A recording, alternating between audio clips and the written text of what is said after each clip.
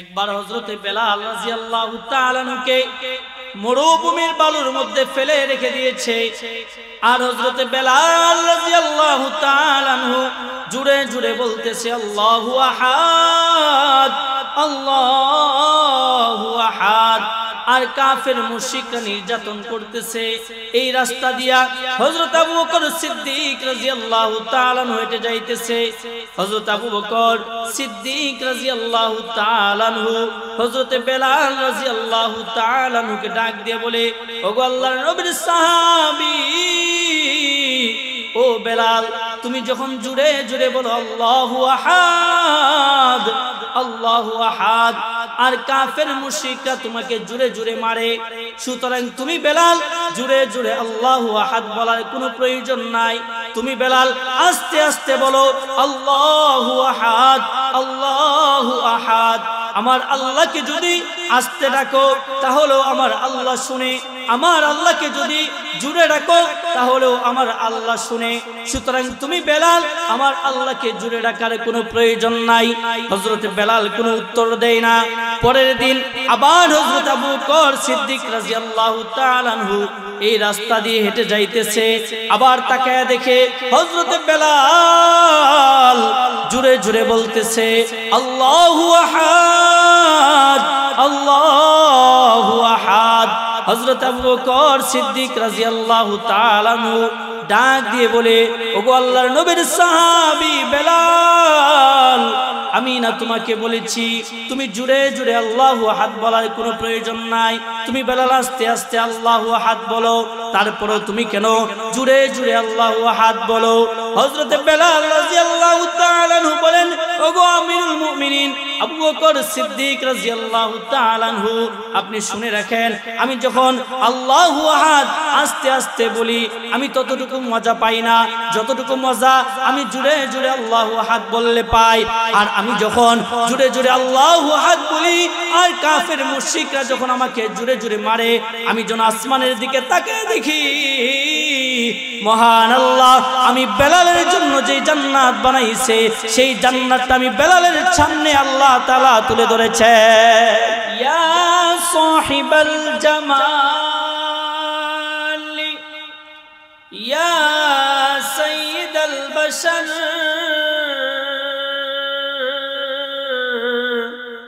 মিন ওয়াজহিকাল মুনীর লাকাদ নাওয়ারাল কমার বালাগাল উলা বিকামালিহি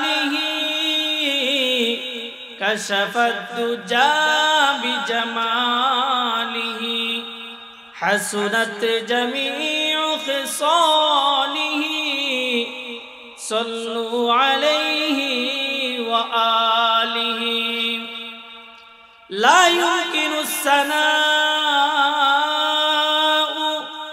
কামা কানা হাক্কুহু بعد از خدا بزرگ تو ہی قصے مختصر بلغ العلا بکمالہ کشف الدجا بجمالہ حسنت جمیع خصالہ صلوا علیہ وآلہ سبحانك لا علم لنا إلا ما علمتنا إنك أنت العليم الحكيم ربي إني مغلوب فانتصر آمنت بالله একটু জিকির করে আমরা সাথে সাথে লা ইলাহা ইল্লাল্লাহ লা ইলাহা ইল্লাল্লাহ লা ইলাহা ইল্লাল্লাহ লা ইলাহা ইল্লাল্লাহ লা ইলাহা সাদ্দাত বেহেশত বানাইলো মনের মতন সাজাইলো, সাদ্দাত বেহেশত বানাইলো, মনির মতন সাজাইলো। একটি কদম দেওয়ার আগে, একটি কদম দেওয়ার আগে আজরাইলকে পাঠাইলো। লা ইলাহা ইল্লাল্লাহ, লা ইলাহা, লা ইলাহা ইল্লাল্লাহ, লা ইলাহা, লা ইলাহা ইল্লাল্লাহ মুহাম্মাদুর রাসূলুল্লাহ সাল্লাল্লাহু আলাইহি ওয়াসাল্লাম। আলহামদুলিল্লাহ, সর্বপ্রথম শুকরিয়া আদায় করছি ওই মহান প্রতিপালকের দরবারে, যিনি আপনাকে আমাকে দুনিয়ার সমস্ত ঝামেলা থেকে ফারেক করিয়া একটি জান্নাতি বাগানে যিনি কিছু আলোচনা করার এবং শোনার মতো তৌফিক দান করেছেন। এজন্য আমরা সকলেই অন্তরের অন্তরস্থল থেকে শুকরিয়া আদায় করি, বলি আলহামদুলিল্লাহ।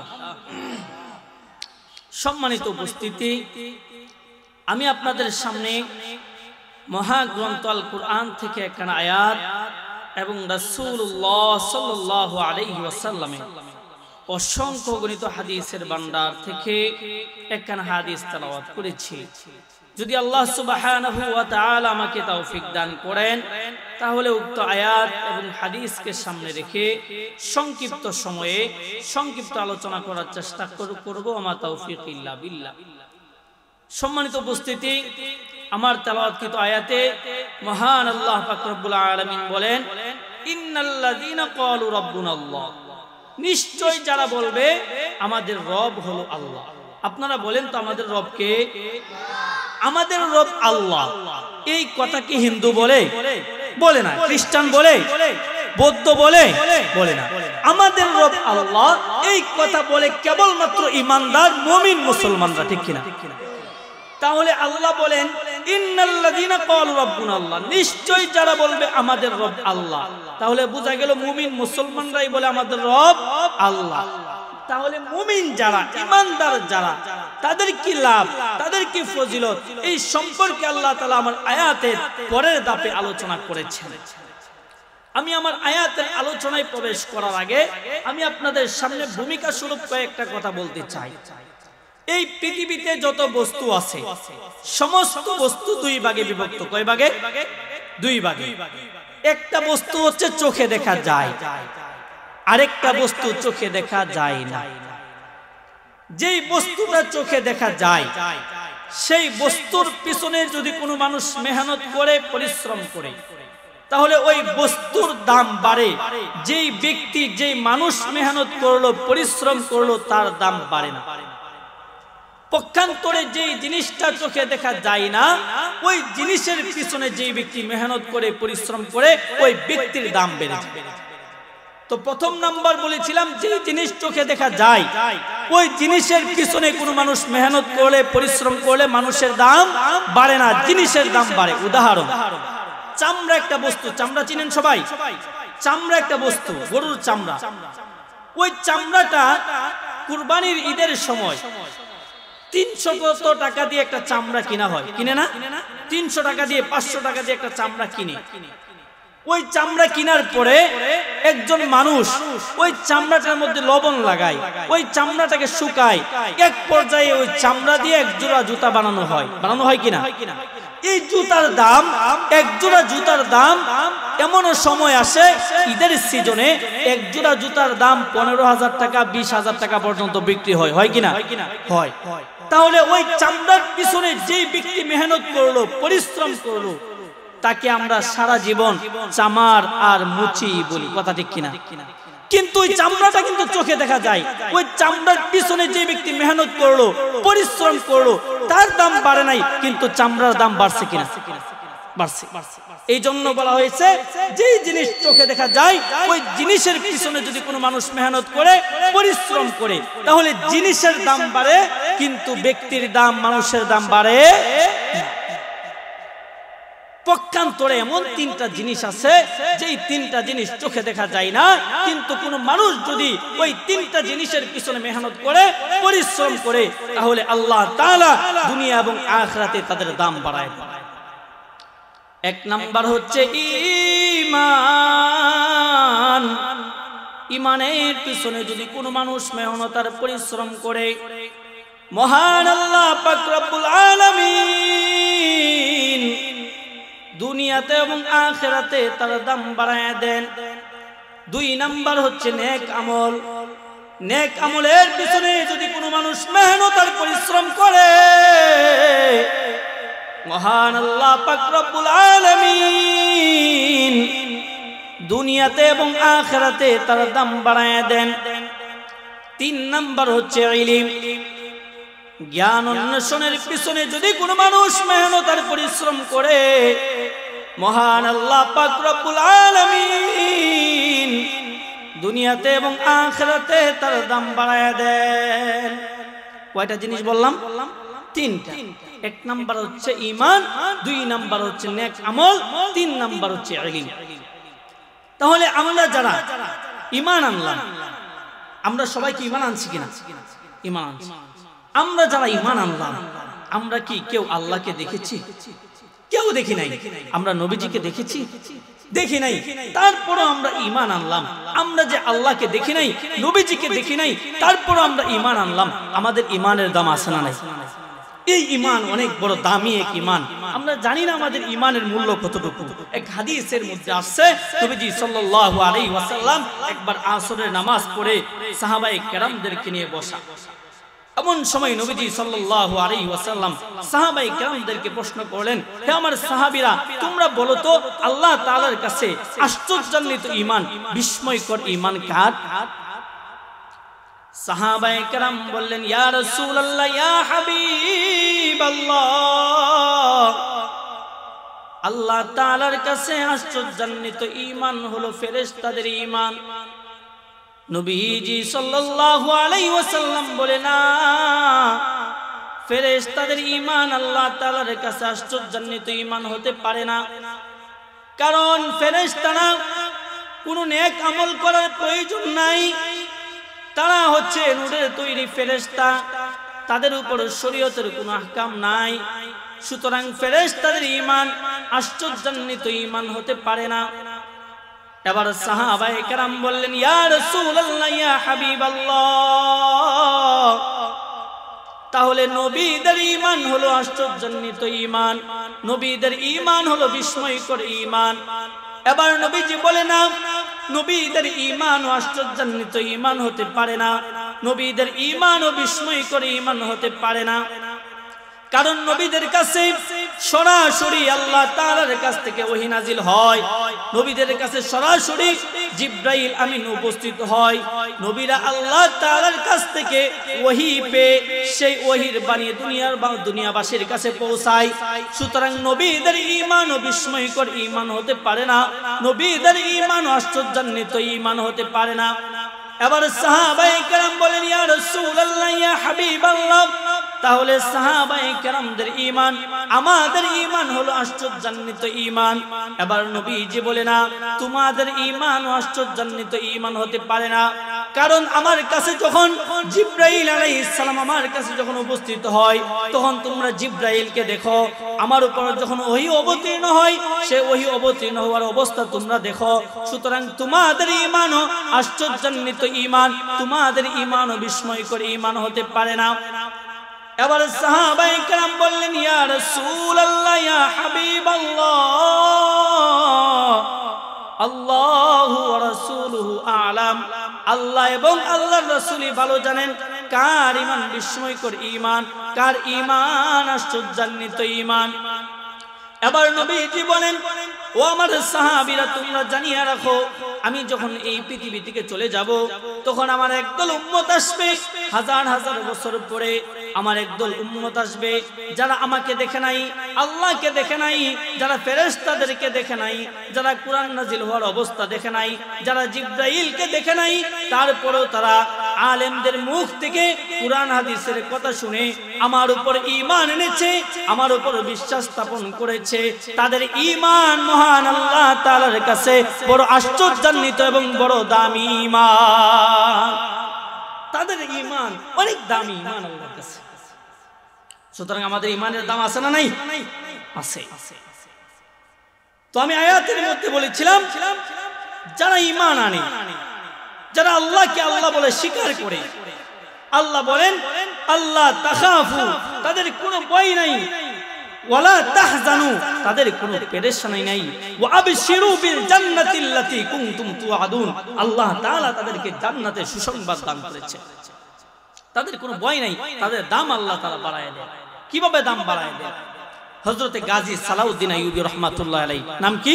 গাজী সালাউদ্দিন আইয়ুবী রাহমাতুল্লাহি আলাইহি। উনি গেলেন কাফেরদের সাথে যুদ্ধ করার জন্য। মুসলমানদের সংখ্যা হচ্ছে 3000 আর কাফেরদের সংখ্যা হচ্ছে 10000। কয় হাজার? একদিকে 3000 আর একদিকে কয় হাজার? 10000।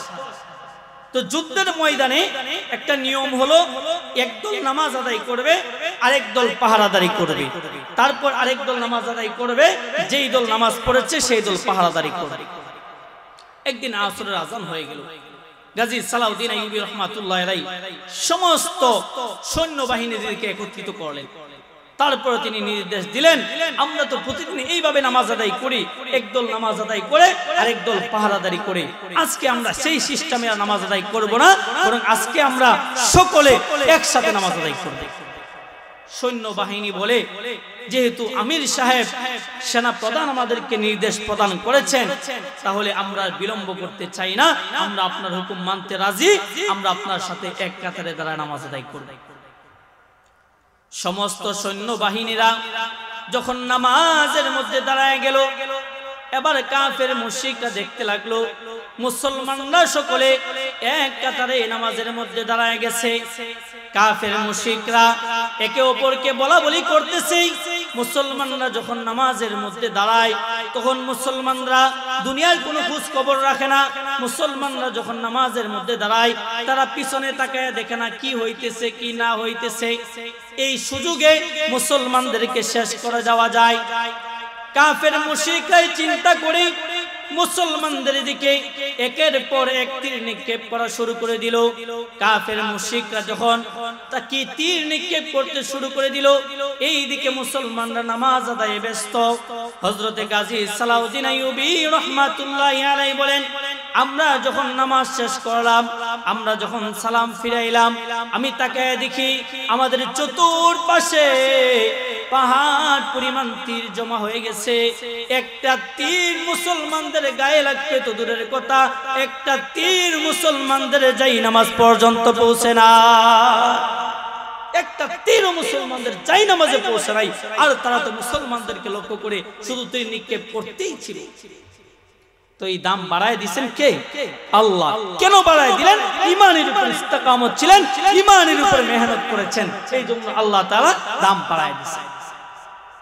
হযরতে বেলাল রাদিয়াল্লাহু তাআলা আনহু সম্পর্কে আপনারা জানেন, হযরতে বেলাল রাদিয়াল্লাহু তাআলা আনহুকে কাফের মুশরিকরা কি পরিমাণ নির্যাতন করেছেন, কি পরিমাণ কষ্ট দিয়েছেন। হযরতে বেলাল রাদিয়াল্লাহু তাআলা আনহুকে মরুভূমি বালুর মধ্যে, গরম উত্তপ্ত বালুর মধ্যে হযরতে বেলাল রাদিয়াল্লাহু তাআলা আনহুকে শুয়ায় রাখছেন কাফের মুশরিকরা। হযরতে বেলাল রাদিয়াল্লাহু তাআলা আনহুর হাতের মধ্যে পেরাক ঢুকায় দিয়েছে, হযরতে বেলাল রাদিয়াল্লাহু তাআলা আনহুর পায়ের মধ্যে পেরাক ঢুকায় দিয়েছে, হযরতে বেলাল রাদিয়াল্লাহু তাআলা আনহু জিহ্বাকে টান দিয়ে বের করে জিহ্বার মধ্যে পেরাক ঢুকায় দিয়েছে। তারপরে হযরতে বেলাল রাদিয়াল্লাহু তাআলা আনহু আল্লাহ তাআলার নাম ছাড়েন না। তারপরে হযরত বেলাল রাদিয়াল্লাহু তাআলা আনহু জোরে জোরে বলেন আল্লাহু আহাদ, আল্লাহু আহাদ। আর কাফের মুশরিকরা শুধু অত্যাচার আর নির্যাতন করে। একবার হযরত বেলাল রাদিয়াল্লাহু তাআলা আনহুকে মরুভূমির বালুর মধ্যে ফেলে রেখে দিয়েছে, আর হযরত বেলাল রাদিয়াল্লাহু তাআলা আনহু জোরে জোরে বলতেছে আল্লাহু আহাদ, আল্লাহু আহাদ। আর কাফের মুশরিকরা নির্যাতন করতেছে। এই রাস্তা দিয়া হযরত আবু বকর সিদ্দিক রাদিয়াল্লাহু তাআলা হেঁটে যাইতেছে। হযরত আবু বকর সিদ্দিক রাদিয়াল্লাহু তাআলা হযরত বেলাল রাদিয়াল্লাহু তাআলা কে ডাক দিয়ে বলে, ওগো আল্লাহর নবীর সাহাবী, ও বেলাল, তুমি যখন জুড়ে জুড়ে বলো আল্লাহু আহাদ আল্লাহু আহাদ, আর কাফের মুশরিকরা তোমাকে জুড়ে জুড়ে মারে, সুতরাং তুমি বেলাল জুড়ে জুড়ে আল্লাহু আহাদ বলার কোনো প্রয়োজন নাই। তুমি বেলাল আস্তে আস্তে বলো আল্লাহু আহাদ আল্লাহু আহাদ। আমার আল্লাহকে যদি আস্তে ডাকো তাহলেও আমার আল্লাহ শুনে, আমার আল্লাহকে যদি জুড়ে ডাকো তাহলেও আমার আল্লাহ শুনে। সুতরাং তুমি বেলাল আমার আল্লাহকে জুড়ে ডাকার কোনো প্রয়োজন নাই। হযরত বেলাল কোনো উত্তর দেয় না। পরের দিন আবার হযরত আবু বকর সিদ্দিক রাদিয়াল্লাহু তাআলা আনহু এই রাস্তা দিয়ে হেঁটে যাইতেছে। আবার তাকায় দেখে হযরত বেলাল জুড়ে জুড়ে বলতেছে আল্লাহু আহাদ আল্লাহু আহাদ। হযরত আবু বকর সিদ্দিক রাদিয়াল্লাহু তাআলা আনহু ডাক দিয়ে বলে, ওগো আল্লাহর নবীর সাহাবী বেলাল, আমি না তোমাকে বলেছি তুমি জুড়ে জুড়ে আল্লাহু আহাদ বলার কোনো প্রয়োজন নাই? তুমি বেলাল আস্তে আস্তে আল্লাহু আহাদ বলো, তারপরে তুমি কেন জুড়ে জুড়ে আল্লাহু আহাদ বলো? হযরত বেলাল রাদিয়াল্লাহু তাআলা আনহু বলেন, ওগো আমিরুল মুমিনিন আবু বকর সিদ্দিক রাদিয়াল্লাহু তাআলা আনহু, আপনি শুনে রাখেন, আমি যখন আল্লাহু আহাদ আস্তে আস্তে বলি আমি ততটুকু মজা পাই না যতটুকু মজা আমি জুড়ে জুড়ে আল্লাহু আহাদ বললে পাই। আর আমি যখন জুড়ে জুড়ে আল্লাহু আহাদ বলি আর কাফের মুশরিকরা যখন আমাকে জুড়ে জুড়ে মারে, আমি যেন আসমানের দিকে তাকিয়ে দেখি মহান আল্লাহ আমি বেলালের জন্য যে জান্নাত বানাইছে সেই জান্নাতটা আমি বেলালের সামনে আল্লাহ তাআলা তুলে ধরেছেন, সামনে আল্লাহ তাআলা জান্নাত তুলে ধরেছেন। এই জন্য আমি যখন জান্নাত দেখি আর কাফের মুশরিকরা আমাকে মারে তখন সেই কষ্ট আমার শরীরে আর লাগে না। নবীজির দরবারে খবর চলে গেল, ইয়া রাসূলুল্লাহ ইয়া হাবিবাল্লাহ,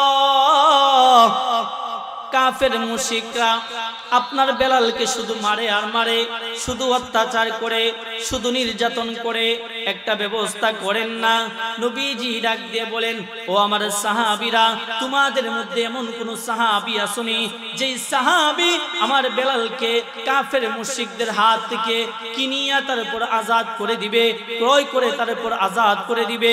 হযরত আবু বকর সিদ্দিক রাদিয়াল্লাহু তাআলা আনহু দাঁড়াইলেন, দাঁড়ায় বলে, ইয়া রাসূলুল্লাহ ইয়া হাবিবাল্লাহ, নবীজি আমি হযরত বেলালকে কাফের মুশরিকদের হাত থেকে ক্রয় করে তার উপরে আজাদ করে দিব। হযরত আবু বকর সিদ্দিক রাদিয়াল্লাহু তাআলা আনহু কথা অনুসারে হযরত বেলাল রাদিয়াল্লাহু তাআলা আনহুকে কিনে আজাদ করে দিলেন। হযরত বেলাল এবার আজাদ। এখন নবীজি সাল্লাল্লাহু আলাইহি ওয়াসাল্লাম হযরত বেলালকে বলে, ও বেলাল, তুমি কি চাওনি তুমি দিনের আর কোনো কথা করবা, আর কোনো কাজ করবা, দিনের আর কোনো পরীক্ষা দিবা? এবার হযরত বেলাল রাদিয়াল্লাহু তাআলা আনহু ডাক দিয়ে বলেন, ইয়া রাসূলুল্লাহ ইয়া হাবিবাল্লাহ, আমি তো দিনের অনেক পরীক্ষা দিয়েছি, আমি তো অনেক কাজ করেছি, আর কি কাজ করব? ইয়া রাসূলুল্লাহ ইয়া হাবিবাল্লাহ, নবীজি আপনি যদি নির্দেশ দেন তাহলে আমি দিনের আরো কাজ করতে রাজি আছি। নবীজি সাল্লাল্লাহু আলাইহি ওয়াসাল্লাম ডাক দিয়ে বলে, ও বেলাল, আমি মুহাম্মাদুর রাসূলুল্লাহ সাল্লাল্লাহু আলাইহি ওয়াসাল্লাম হলাম মসজিদে নববীর ইমাম, আর আজকের পর থেকে মসজিদে নববীর মুয়াজ্জিন হলে তুমি বেলাল। হযরত বেলাল এবার মসজিদে নববীর মুয়াজ্জিন। হযরত বেলাল আযান দেয়। হযরত বেলালের কণ্ঠ সুন্দর না, হযরত বেলালের চেহারাও সুন্দর না। কাফের মুশরিকদের মধ্যে হইচই শুরু হয়ে গেল, সমালোচনা শুরু হয়ে গেল। কাফের মুশরিকরা নবীজি সাল্লাল্লাহু আলাইহি ওয়াসাল্লামের কাছে অভিযোগ পেশ করলেন, ইয়া রাসূলুল্লাহ ইয়া হাবিবাল্লাহ, নবীজি আপনি যে মুয়াজ্জিনকে নিয়োগ করলেন মসজিদে নববীর মুয়াজ্জিন, তার কণ্ঠ সুন্দর না, তার চেহারাও সুন্দর না, বংশ ভালো না, আমরা তার আযান শুনতে চাই না। আমরা চাই আপনি মসজিদে নববীর জন্য সুন্দর কণ্ঠ বিশিষ্ট একজন মুয়াজ্জিন নিয়োগ করেন, তার কণ্ঠ খুব চমৎকার, তার আযানের ধ্বনি মক্কার অলিতে গলিতে ছড়িয়ে পড়বে। নবীজি সাল্লাল্লাহু আলাইহি ওয়াসাল্লাম কাফের মুশরিকদের যন্ত্রণায় নবীজি সাল্লাল্লাহু আলাইহি ওয়াসাল্লাম সিদ্ধান্ত নিয়ে হযরত বেলাল রাদিয়াল্লাহু তাআলা আনহুকে মসজিদে নববীর মুয়াজ্জিন থেকে বাতিল করে দিলেন। এবার কাফের মুশরিকদের মুখের মধ্যে আসি নতুন মুয়াজ্জিন, সুন্দর কণ্ঠ বিশিষ্ট মুয়াজ্জিন যখন আযান দিল, মক্কার অলিতে গলিতে সুন্দর মুয়াজ্জিনের আযানের ধ্বনি পৌঁছে গেল। সমস্ত কাফের মুশরিকরা শুধু হাসে আর হাসে। এইভাবে যখন দিন চলতে থাকলো, একদিন, দুই দিন, তিন দিন যখন চলে গেল, এমন সময় জিবরাইল আলাইহিস সালাম নবীজি সাল্লাল্লাহু আলাইহি ওয়াসাল্লামের সামনে এসে উপস্থিত হয়ে ডাক দিয়ে বলেন, ইয়া রাসূলুল্লাহ, ইয়া হাবিবাল্লাহ, নবীজি আল্লাহ তাআলা জানতে চেয়েছেন জমিনের মধ্যে 3 দিন যাবত কেন আযান বন্ধ, কেন আযান বন্ধ? নবীজি বলেন, ও জিবরাইল, তুমি এটা কোন কথা বলো? জমিনের মধ্যে এখন খুব সুন্দর কণ্ঠ বিশিষ্ট মুয়াজ্জিন আযান দেয়, মক্কার অলিতে গলিতে যার আযানের ধ্বনি পৌঁছে যায়, তুমি কেন বলো জমিনের মধ্যে আযান বন্ধ? এবার হযরত জিবরাইল আমিন ডাক দিয়ে বলে, ইয়া রাসূলুল্লাহ, ইয়া হাবিবাল্লাহ, মহান আল্লাহ তাআলা জানিয়ে দিয়েছেন হযরতে বেলালের আযান ছাড়া আর কারো আযানের ধ্বনি মহান আল্লাহ তাআলার আরশে পৌঁছবে না। আর কারো আযানের ধ্বনি মহান আল্লাহর আরশে পৌঁছবে। তাহলে দেখেন, এই যে হযরতে বেলালের দাম বাড়ায় দিলেন কে? আল্লাহ। কেন বাড়ায় দিলেন? কেন বাড়ায় দিলেন? হযরত বেলাল মেহনত করেছেন, পরিশ্রম করেছেন ঈমানের উপর, কষ্ট সহ্য করেছেন, তারপর ঈমান ছাড়ে নাই। কিন্তু আমরা সামান্য কিছুতে ঈমান ছেড়ে দেই। আমাদের ঈমানের পরীক্ষা দেওয়ার মতো কোনো ক্ষমতা আমাদের নাই, কারণ আমাদের ঈমান হলো দুর্বল ঈমান, আমাদের ঈমান হলো একবারে নিম্ন স্তরের ঈমান। নবীজির সাহাবী হযরত আব্দুল্লাহ রাদিয়াল্লাহু তাআলা ঈমান আনলেন। ঈমান আনার কারণে হযরত আব্দুল্লাহ রাদিয়াল্লাহু তাআলা কে তার চাচা ডাক দিয়ে বলেন, বাতিজা এদিকে আসো। তার চাচা ডাক দিয়ে বলে, বাতিজা তুমি নাকি ইসলাম ধর্ম গ্রহণ করেছো? হযরত আব্দুল্লাহ বলে, হ্যাঁ আমি ইসলাম ধর্ম গ্রহণ করেছি। তুমি নাকি ইসলাম ধর্ম গ্রহণ করার পরে তোমার নাম ছিল আব্দুল উজ্জা, তুমি নাকি নাম পরিবর্তন করে দিয়েছো? হ্যাঁ চাচা আমি নাম পরিবর্তন করেছি। তোমার নাম কি? আমার নাম আব্দুল্লাহ। চাচা বলে, তুমি জেনে বুঝে তো ইসলাম ধর্ম গ্রহণ করেছো। তুমি যে ইসলাম ধর্ম গ্রহণ করেছো, তুমি ইসলাম ধর্ম গ্রহণ করার কারণে তুমি যদি তোমার দ্বীন ত্যাগ না করো, তাহলে তোমার বাবার যত সম্পদ আছে সমস্ত সম্পদ থেকে আমি তোমাকে বঞ্চিত করে দিলাম, তুমি কোনো সম্পদ পাবে না। আব্দুল্লাহ বলে, চাচা সমস্যা নাই, আমার কোনো সম্পদের প্রয়োজন নাই, আমি তারপরও ইসলাম ধর্ম ছাড়তে পারবো। চাচা বলে, বাতিজা তাই নাকি? তাহলে তোমার শরীরের মধ্যে যে জামা আছে ওই জামাটাও কিন্তু আমার টাকা দিয়ে কিনা, সুতরাং তোমার ওই জামা এই মুহূর্তে তুমি খুলে দিতে হবে। হযরত আব্দুল্লাহ রাদিয়াল্লাহু তাআলা জামাটাকে খুলে দিলেন। এবার চাচা বলে, শুধু তাই নয়, তোমার পরনে যে লুঙ্গি আছে ওই লুঙ্গিটাও আমার টাকা দিয়ে কিনা, ওইটাও তুমি নিতে পারো। তার চাচা জোর জবরদস্তি করে হযরত আব্দুল্লাহ রাদিয়াল্লাহু তাআলার শরীর থেকে লুঙ্গিটাকে খুলে নিলেন। এবার হযরত আব্দুল্লাহ রাদিয়াল্লাহু তাআলা দৌড়ে তার মায়ের কাছে গেলেন। তার মায়ের কাছে গিয়া এক টুকরা কাপড় নিলেন। ওই এক টুকরা কাপড় দিয়ে কোন রকম লজ্জাস্থানটাকে ঢেকে নবীজি সাল্লাল্লাহু আলাইহি ওয়াসাল্লামের বাড়ির দিকে রওনা করলেন। শীতের দিন, কনকনে শীত, গভীর রাতে নবীজির বাড়িতে গেলেন। গিয়ে নবীজি সাল্লাল্লাহু আলাইহি ওয়াসাল্লামের দরজার মধ্যে আঘাত করলেন। নবীজি সাল্লাল্লাহু আলাইহি ওয়াসাল্লাম বের হয়ে বলেন, কে? হযরত আব্দুল্লাহ বলে, ইয়া রাসূলুল্লাহ, ইয়া হাবিবাল্লাহ, নবীজি আমি হলাম আব্দুল্লাহ, আমারে কি চিনেন না? নবীজি বলে, তোমাকে তো চিনি, আমার আব্দুল্লাহ তো ধনী বংশের লোক, আমার আব্দুল্লাহর টাকার অভাব নাই, পয়সার অভাব নাই, তোমার এই হালত কেন, তোমার এই অবস্থা কেন, গায়ে দি জামা কাপড় নাই। হযরত আব্দুল্লাহ ডাক দিয়ে বলে, ইয়া রাসূলুল্লাহ, ইয়া হাবিবাল্লাহ, নবীজি ইসলাম ধর্ম গ্রহণ করার অপরাধে আমার চাচা আমাকে সমস্ত সম্পদ থেকে বঞ্চিত করে দিয়েছে। আমার গায়ে যে জামা কাপড় ছিল সমস্ত জামা কাপড় খুলে রেখে দিয়েছে। এবার নবীজি বলে, আব্দুল্লাহ তুমি একটু অপেক্ষা করো, আমি তোমার জন্য জামা কাপড় নিয়ে আসতেছি। নবীজি সাল্লাল্লাহু আলাইহি ওয়াসাল্লাম ঘরের ভিতরে গিয়া নবীজি সাল্লাল্লাহু আলাইহি ওয়াসাল্লামের ব্যবহারকৃত 2 টুকরা কাপড় নিয়ে আসলেন। 2 টুকরা কাপড় আনিয়া হযরত আব্দুল্লাহ রাদিয়াল্লাহু তাআলা আনহুকে দিয়ে দিলেন। হযরত আব্দুল্লাহ রাদিয়াল্লাহু তাআলা আনহু নবীজির জামা পেয়ে আব্দুল্লাহ খুশি। আব্দুল্লাহ এবার নবীজির জামাটাকে মুখের মধ্যে লাগায়া চুমা দেয়।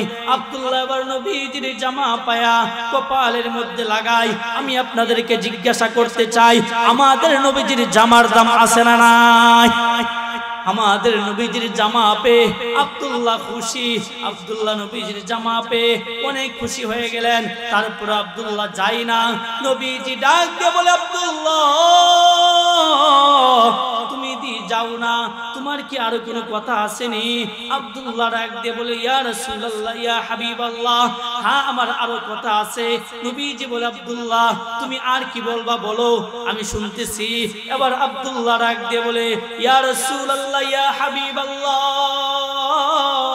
নবীজি আমি চাই আমি মইরা গেলে সাথে সাথে জান্নাতে যাইবার চাই। নবীজি বলে, কিভাবে? আব্দুল্লাহ বলে, নবীজি ইসলাম ধর্ম গ্রহণ করার পরে যতদিন আপনার দরবারে বসেছি কখন আপনার মুখ থেকে এই কথা শুনি নাই। নামাজ পড়ে সরাসরি আল্লাহর জান্নাতে যাওয়া যাবে, রোজা রেখে সরাসরি আল্লাহর জান্নাতে যাওয়া যাবে, হজ করে সরাসরি আল্লাহর জান্নাতে যাওয়া যাবে, যাকাত দিয়ে সরাসরি আল্লাহর জান্নাতে যাওয়া যাবে। আমি জানি একটা দোয়া আছে, একটা আমল আছে, যে আমলটা করলে সরাসরি আল্লাহর জান্নাতে যাওয়া যাবে। সেই আমলটা হলো, আমি জানি আপনার দোয়া মহান আল্লাহ তাআলার কাছে কবুল।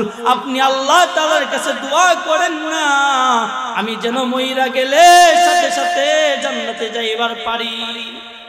আপনারা কি বলেন, আমাদের নবীজির দোয়া কবুল না? নবীজি সাল্লাল্লাহু আলাইহি ওয়াসাল্লাম দোয়া করে দিলেন। তাবুকের যুদ্ধ শুরু হয়ে গেল। যুদ্ধ থেকে যখন ফিরতেছেন তখন হযরত আব্দুল্লাহর ইন্তেকাল হয়ে গেল। একজন সাহাবী নবীজির কাছে এসে বললেন, ইয়া রাসূলুল্লাহ, ইয়া হাবিবাল্লাহ, আব্দুল্লাহ তো যুদ্ধের ময়দানে শহীদ হয় নাই, বরং রাস্তার মধ্যে মারা গেছে। নবীজি ডাক দিয়ে বলে, যে ব্যক্তি জিহাদের জন্য ঘর থেকে বের হয় সে আবার ঘরে ফিরে আসার আগ পর্যন্ত সে জিহাদের মধ্যেই থাকে, সে রাস্তার মধ্যে মারা গেলেও সে শহীদ। তার মানে বোঝা গেল হযরত আব্দুল্লাহ কি শহীদ। আর আমরা জানি শহীদদের স্থান কোথায়? সাথে সাথে জান্নাত, মরার সাথে সাথে জান্নাত। আব্দুল্লাহ শহীদ। আল্লাহ তাআলা বলেন, এই যে শহীদ হইলেন, আল্লাহ বলেন শহীদরা কিনা মৃত না, তারা জীবিত। এই জন্য হযরত আব্দুল্লাহ শহীদ হয়ে গেলেন। নবীজি সাল্লাল্লাহু আলাইহি ওয়াসাল্লাম সাহাবায়ে কেরামদেরকে নির্দেশ দিলেন, ও আমার সাহাবীরা, তোমরা আমার আব্দুল্লাহর জানাজার ব্যবস্থা করো। আমি নবীজি নিজে আমার আব্দুল্লাহর জানাজার নামাজ পড়াবো। সাহাবায়ে কেরাম হযরত আব্দুল্লাহ রাদিয়াল্লাহু তাআলা আনহু জানাজার ব্যবস্থা করলেন। নবীজি সাল্লাল্লাহু আলাইহি ওয়াসাল্লাম নিজে হযরত আব্দুল্লাহ রাদিয়াল্লাহু তাআলা আনহুর জানাজার নামাজ পড়াইলেন। জানাজার নামাজ পড়ানোর পরে নবীজি সাল্লাল্লাহু আলাইহি ওয়াসাল্লাম সাহাবায়ে কেরামদেরকে ডাক দিয়ে বলেন, ও আমার সাহাবীরা, তোমরা কেউ যাবে না কবরে, তোমরা কেউ নামবে না কবরে, আমি নবী নামবো কবরে, আমি নবী নিজে নামবো কবরে, আমার আব্দুল্লাহকে আমি নিজে রাখবো কবরে। এই কথা বলিয়া নবীজি নিজে নামে গেলেন কবরে। নবীজি কবরের মধ্যে নামিয়া নবীজি সাল্লাল্লাহু আলাইহি ওয়াসাল্লাম সাহাবায়ে কেরামদেরকে বলেন, ও আমার সাহাবীরা, আমার আব্দুল্লাহর লাশটাকে আমার হাতে দাও। নবীজি সাল্লাল্লাহু আলাইহি ওয়াসাল্লাম এইভাবে উপরের দিকে হাতটাকে তুলে ধরলেন, আর সাহাবায়ে কেরাম নবীজি সাল্লাল্লাহু আলাইহি ওয়াসাল্লামের হাতের মধ্যে হযরত আব্দুল্লাহ রাদিয়াল্লাহু তাআলা আনহুর লাশটাকে দিলেন। নবীজি সাল্লাল্লাহু আলাইহি ওয়াসাল্লাম হযরত আব্দুল্লাহ রাদিয়াল্লাহু তাআলা আনহুর লাশকে উপরে তুলে ধরিয়া বলেন, ও আল্লাহ, ওগো মালিক, আমার আব্দুল্লাহর উপর আমি নবীজি খুশি, আমার আব্দুল্লাহর উপরে আপনি মহান আল্লাহ খুশি হয়ে যান।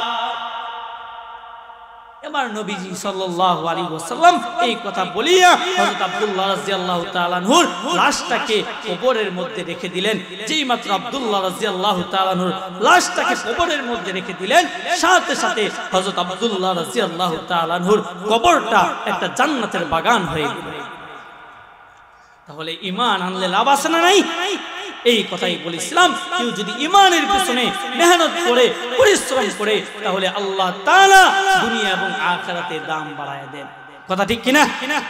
কিন্তু আমাদের যে ঈমান, আমাদের ঈমান দিয়ে কি আমরা জান্নাতে যাইতে পারবো? সেই কথা কি আমরা চিন্তা করি? নবীজি সাল্লাল্লাহু আলাইহি ওয়াসাল্লামের আরো অসংখ্য সাহাবায়ে কেরামের বর্ণনা আছে যে তারা ঈমানের উপরে মেহনত করেছিলেন, ঈমানের উপরে পরিশ্রম করেছিলেন, মহান আল্লাহ তাআলা দাম বাড়ায় দিয়েছেন।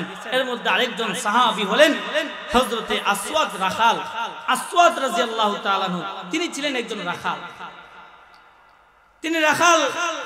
তিনি বকরি চড়াইতেন ময়দানের মধ্যে। তিনি একবার দেখলেন হুদায়বিয়ার যুদ্ধের সময় নবীজি সাল্লাল্লাহু আলাইহি ওয়াসাল্লাম যুদ্ধের ময়দানে চলে আসলেন। এবার ওই রাখাল মনে মনে ভাবতেছে, নবীজি সাল্লাল্লাহু আলাইহি ওয়াসাল্লাম যুদ্ধের ময়দানে আসলেন, তাবুকের যুদ্ধে। নবীজি কেন আসলেন যুদ্ধের ময়দানে? এই লোকটার মিশন কি? তিনি তো নবীজিকে প্রথমে চিনেন না। এই লোকের মেহনত কি? তিনি কোন উদ্দেশ্যে আসেন? তার মনের ভিতরে জানার একটা কৌতূহল জাগলো, জানার একটা ইচ্ছা জাগলো। তিনি এই কথা চিন্তা করিয়া তিনি আসলেন। তার যে বকরি ছিল সেই বকরিগুলোকে মাঠের মধ্যে রাখিয়া তিনি আসলেন সাহাবায়ে কেরামের কাছে। এসে জিজ্ঞাসা করলেন যে আপনারা কোন উদ্দেশ্যে আসলেন, আপনাদের মেসেজ কি, আপনাদের মিশন কি, আপনাদের উদ্দেশ্য কি? সাহাবী বলেন, আপনি আমার কাছে জিজ্ঞাসা করার কোনো প্রয়োজন নাই, আপনি সরাসরি নবীজি সাল্লাল্লাহু আলাইহি ওয়াসাল্লামের দরবারে চলে যান। আসওয়াদ রাখাল বলে, আমি একজন রাখাল, আমার চেহারাও সুন্দর না, আমার শরীরের মধ্যে ময়লা যুক্ত, আমি কিভাবে নবীজির কাছে যাইতে পারি? উনি হচ্ছেন আপনাদের সর্দার, উনি হচ্ছেন নেতা, উনার কাছে সাধারণ মানুষ তো যাইতে পারে না, আমি কিভাবে যাব? সাহাবী বলে, না, আমাদের নবী তেমন নবী নয়, বরং আমাদের নবী গরিবদেরকে বেশি ভালোবাসেন। আমাদের নবীজি সাল্লাল্লাহু আলাইহি ওয়াসাল্লাম সাধারণ মানুষদেরকে সহজেই কাছে নিয়ে যান, আপনি নির্দ্বিধায় নবীজির সাথে কথা বলতে পারেন। ওই ব্যক্তি আসওয়াদ রাখাল চলে গেলেন নবীজি সাল্লাল্লাহু আলাইহি ওয়াসাল্লামের কাছে, গিয়ে জিজ্ঞাসা করলেন, ইয়া রাসূলুল্লাহ, ইয়া হাবিবাল্লাহ, আপনি কোন মিশন বাস্তবায়ন করেন, আপনি কি কাজ করেন, কোন উদ্দেশ্যে এখানে আসছেন? নবীজি সাল্লাল্লাহু আলাইহি ওয়াসাল্লাম মাহাসিন ইসলাম, ইসলাম ধর্মের সৌন্দর্যতার উপর কিছু সময় বক্তব্য দিলেন। নবীজি সাল্লাল্লাহু আলাইহি ওয়াসাল্লামের বক্তব্য শুনে আসওয়াদ রাখালের অন্তরের মধ্যে বুঝে হয়ে গেল ইসলাম ধর্ম সত্য, এই ধর্মই সঠিক ধর্ম। তিনি বললেন, ইয়া রাসূলুল্লাহ, ইয়া হাবিব আল্লাহ, এই মুহূর্তে যদি আমি ইসলাম ধর্ম গ্রহণ করি তাহলে আমার কি লাভ হবে, আমার কি ফায়দা হবে? নবীজি সাল্লাল্লাহু আলাইহি ওয়াসাল্লাম বললেন, ও রাখাল, এই মুহূর্তে যদি তুমি কালিমা পড়ে মুসলমান হয়ে যাও তাহলে তোমাকে আমরা আমাদের বুকের সাথে জড়ায় নিব, সমস্ত সাহাবায়ে কেরামের যে মর্যাদা তোমাকে সেই মর্যাদা দেওয়া হবে। আবার আসওয়াদ রাখাল বলে, ইয়া রাসূলুল্লাহ, ইয়া হাবিবাল্লাহ, আমি একজন রাখাল, আমার শরীরের মধ্যে দুর্গন্ধ, আপনি কিভাবে আমাকে আপনার বুকের সাথে জড়ায় নেবেন? এটা কিভাবে সম্ভব? নবীজি সাল্লাল্লাহু আলাইহি ওয়াসাল্লাম বলেন, হ্যাঁ, এটাই ইসলাম ধর্মের শিক্ষা, এটাই ইসলাম ধর্মের সৌন্দর্যতা, আমি তোমাকে আমার বুকের সাথে জড়ায় নিব, সমস্ত সাহাবায়ে কেরামের যে মর্যাদা তোমাকে সেই মর্যাদা দেওয়া হবে। রাখাল বলে, ইয়া রাসূলুল্লাহ, ইয়া হাবিবাল্লাহ, এটাই যদি সঠিক হয়ে থাকে তাহলে এই মুহূর্তে আমাকে কালিমা পড়াইয়া মুসলমান বানায় দেন। আসওয়াদ রাখাল আবার মুসলমান হয়ে গেলেন। এবার আসওয়াদ রাখাল প্রশ্ন করে, ইয়া রাসূলুল্লাহ, ইয়া হাবিবাল্লাহ, আমি যে মুসলমান হয়ে গেলাম, এখন আমার কাজ কি? নবীজি সাল্লাল্লাহু আলাইহি ওয়াসাল্লাম ডাক দিয়ে বলে, ও নতুন সাহাবী, তুমি জানিয়া রাখো, তুমি যেই মুহূর্তে ইসলাম ধর্ম গ্রহণ করেছো, এখন নামাজের ওয়াক্ত না, তুমি নামাজ আদায় করবা। যেহেতু এখন নামাজের ওয়াক্ত না, তোমার নামাজ আদায় করার কোনো প্রয়োজন নাই। ও সাহাবী, তুমি যেই সময় তুমি ইসলাম ধর্ম গ্রহণ করেছো, এখন রমজান মাস না, সুতরাং তোমাকে রোজাও রাখতে হবে না। তুমি যেই সময় ইসলাম ধর্ম গ্রহণ করেছো, এখন হজেরও মৌসুম না, সুতরাং তোমাকে হজ করতে হবে না। তুমি যেই সময় ইসলাম ধর্ম গ্রহণ করেছো, এখন তোমার টাকা পয়সা নাই, তোমাকে যাকাতও দিতে হবে না। তবে একটা আমল আছে, এখন জিহাদের ময়দান কায়েম হয়ে গেছে, তুমি ইচ্ছা করলে এখন জিহাদের মধ্যে শরীক হইতে পারো। আবার আসওয়াদ রাখাল ডাক দিয়ে বলে, ইয়া রাসূলুল্লাহ, ইয়া হাবিবাল্লাহ, আমি যদি এখন জিহাদের ময়দানে লড়াই করি, তারপরে যদি আমি শহীদ হয়ে যাই, তাহলে আমার কি হবে? নবীজি সাল্লাল্লাহু আলাইহি ওয়াসাল্লাম বলে, তুমি যদি এখন জিহাদের ময়দানে শহীদ হয়ে যাও, তাহলে মহান আল্লাহ তাআলা তোমাকে জান্নাত দান করবে। মহান আল্লাহ তাআলা তোমার শরীরের যে কালো বর্ণ আছে, ওই কালো বর্ণকে আল্লাহ তাআলা নূর দ্বারা পরিবর্তন করে দিবে। তোমার শরীরের মধ্যে যে দুর্গন্ধ আছে, মহান আল্লাহ তাআলা তোমার ওই দুর্গন্ধকে সুগন্ধি দ্বারা পরিবর্তন করে দিবে। এবার আসওয়াদ রাখাল নবীজি সাল্লাল্লাহু আলাইহি ওয়াসাল্লামের কথা শুনিয়া আসওয়াদ রাখাল জিহাদের ময়দানে নেমে গেল। যুদ্ধ যখন চলতেছিল, যুদ্ধ করতে করতে আসওয়াদ রাখাল শহীদ হয়ে গেল। আসওয়াদ রাখাল যখন শহীদ হয়ে গেল, এবার নবীজি সাল্লাল্লাহু আলাইহি ওয়াসাল্লাম জিহাদের পরে, যুদ্ধের পরে নবীজি সাল্লাল্লাহু আলাইহি ওয়াসাল্লাম সমস্ত সাহাবায়ে কেরামদের শহীদদের লাশগুলো দেখতেছিলেন।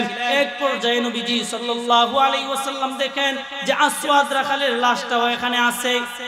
নবীজি সাল্লাল্লাহু আলাইহি ওয়াসাল্লাম সমস্ত সাহাবায়ে কেরামদেরকে ডাক দিলেন, ডাক দিয়ে বলে, আমার সাহাবীরা, তোমরা জানিয়ে রাখো, এটা এমন এক ব্যক্তির লাশ, যে ব্যক্তি ইসলাম ধর্ম গ্রহণ করার পরে এক ওয়াক্ত নামাজ আদায় করে নাই, যে ব্যক্তি ইসলাম ধর্ম গ্রহণ করার পরে একটা রোজাও রাখে নাই, যেই ব্যক্তি ইসলাম ধর্ম গ্রহণ করার পরে কোনো নেক আমল করে নাই, কিন্তু জিহাদের ময়দানে শরীক হয়ে গেছে। ও আমার সাহাবীরা, তোমরা জানিয়ে রাখো, আমি তাকায় দেখতেছি মহান আল্লাহ তাআলা তাকে জান্নাতের মেহমান বানিয়ে দিয়েছেন। শুধু তাই নয়, আমি তাকে দেখতেছি তার শরীরে যে কালো বর্ণ ছিল, মহান আল্লাহ পাক রব্বুল আলামিন তার কালো বর্ণকে নূর দ্বারা পরিবর্তন করে দিয়েছেন।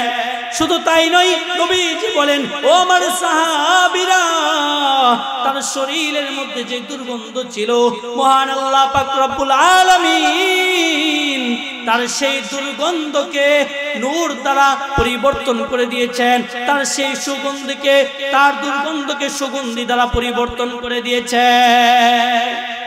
আল্লাহ তাআলা কি প্রতিদান দিলেন? ঈমান আনার কারণে, ঈমানের প্রতি মেহনত করার কারণে, ঈমানের প্রতি শ্রম দেওয়ার কারণে। কিন্তু আমরা ঈমানের মেহনতটা সঠিকভাবে করতে পারি না। এই জন্য আজকে বাংলাদেশে নাস্তিক, মুরতাদ, বেঈমান যারা আছে, তারা আমাদেরকে নিয়ে ঠাট্টা মশকারি করে, তারা আমাদেরকে ছোট মনে করে, তারা আমাদেরকে দুর্বল মনে করে। কিন্তু সাহাবায়ে কেরামদের ঈমান ছিল মজবুত ঈমান। এই জন্য কাফের মুশরিকরা তাদের সাথে ঠাট্টা বেয়াদবি করতে পারতো না, তাদের সাথে দুঃসাহস প্রদান করার সাহস তারা পাইতো না। কিন্তু আমাদের সাথে পারে। আমাদের বাংলাদেশে যেই জায়গার মধ্যে 92% মুসলমান, সে মুসলমানদের দেশেও কাদিয়ানীরা তাদেরকে নিজেদের নবী, অন্য নবী মানার পরেও তারা তাদের ধর্মের দাওয়াত দিতেছে, মুসলমান দাবি করতেছে। আমরা কিছুই বলতে পারছি। আমি আপনাদেরকে প্রশ্ন করি, মুমিনপুর বাজারে যদি কেউ গরুর গোশত বিক্রি করে, আপনি কিনবেন, কিন্তু কেউ যদি কুকুরের গোশতকে গরুর গোশত বলে বিক্রি করে, তাহলে আপনি কিনবেন? তাকে উল্টা মারবেন? সুতরাং কাদিয়ানীরা কাফের। যারা আমাদের নবীকে শেষ নবী মানে না তারা মুসলমান হতে পারে না, তারা কাফের। কাফেররা তাদের নিজের যে ধর্ম, হিন্দুদের ধর্ম হিন্দুরা পালন করুক, এই কাফেররা কাদিয়ানীরা তাদের নতুন ধর্ম দিয়ে তারা প্রচার করুক, আমাদের কোনো বাধা নাই। কিন্তু তারা মুসলমান হিসাবে পরিচয় দিয়ে আমার সরল মনা মুসলমানদেরকে পথভ্রষ্ট করবে, এটা কখনো হতে পারে না। এই জন্য আমি আপনাদেরকে আহ্বান করব, যেই বাংলাদেশে ৯২% মুসলমান, সেই বাংলাদেশে অনেক যুগ যাইতেছে কাদিয়ানীদেরকে রাষ্ট্রীয়ভাবে মুসলিম ঘোষণা করা হচ্ছে না।